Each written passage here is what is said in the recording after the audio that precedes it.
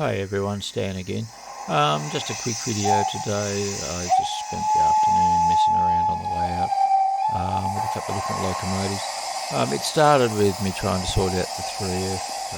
As I discovered yesterday, there was a short, and sure enough, it was through the rear brake shoes on the tender. So a little bit of adjustment, and I thought I'd give it a test to see how it runs. It seemed to have resolved the contact issues, so it's running happily now.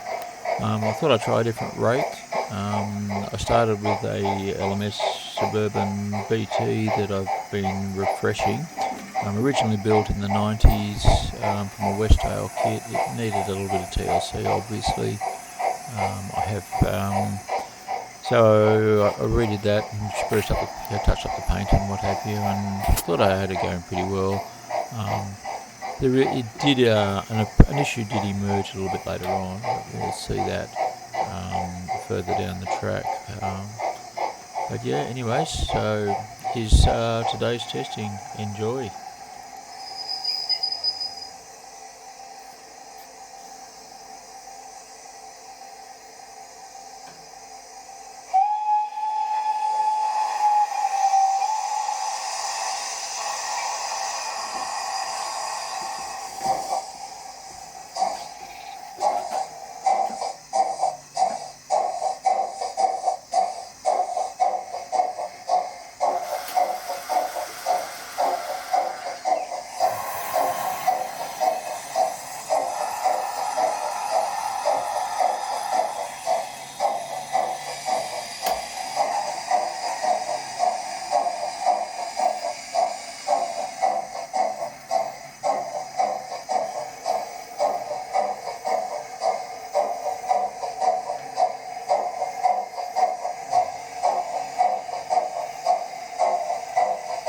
Behind the LMS BT is a recent acquisition of mine. It turned out to be a Northeastern Diagram Y064 arc roof composite car. I saw it at Steamline. I thought, what a wonderful little vehicle.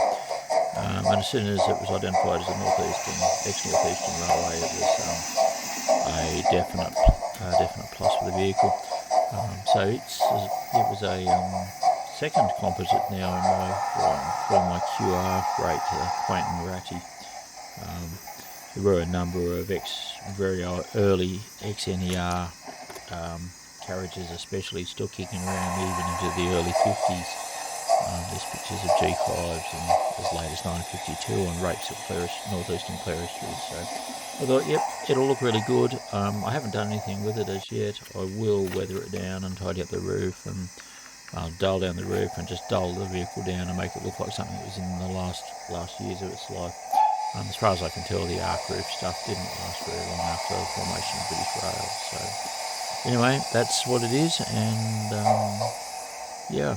The last vehicle on the rake is an older vehicle I've inherited. I don't know much about it other than it's an LNER full brake in brown, so it is what it is. I will eventually get round to repairing it, fixing it up, and just touching it up. It's not really in a bad state, just needs a bit of TLC. But that's how the rake started with the 3F, and yeah. Anyway.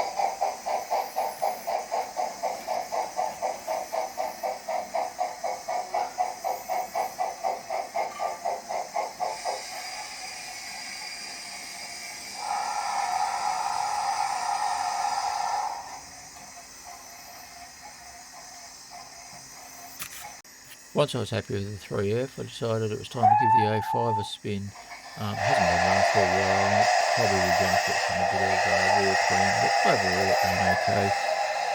No real issues. It stuck to the track. think it was expected of. Had no issues at all with the rake, but the BT didn't like it. Maybe there's a inter-company rivalry going on, because I could not get that BT out of the siding it was in, which is rather strange.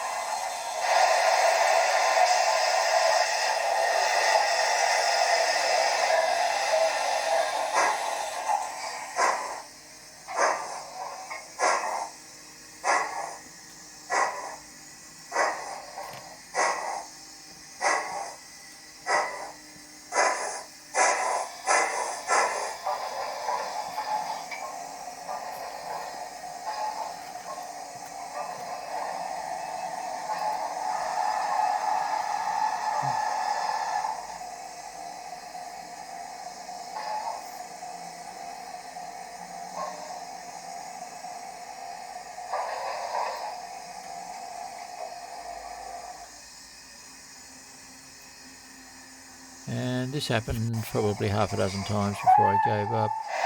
Part of the issue seems to be that when I refreshed it, I replaced a couple of the mounting bolts, and they seem to be fouling with the wheels, so I'm thinking that may be causing the derailments. I might just have to rethink how I'm going to secure those down, maybe use shorter bolts. But yeah, anyways, we'll have to have another look at that and see if I can sort that problem out. Otherwise, it's a pretty vehicle, just needs to be sorted.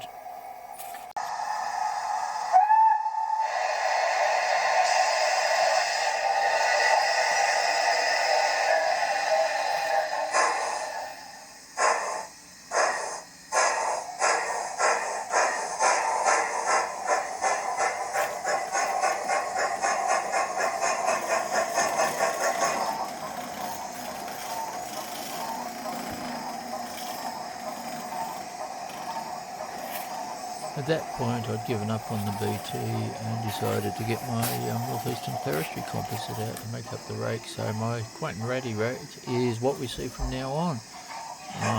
The Clerestory was a composite I bought from, again, Steamline, as an unfinished model about 12 months ago now, probably maybe a little bit more, 18 months even. It was finished in Northeastern maroon, but hadn't been lined out or anything, so I didn't feel too bad about painting it brown and dirtying it up.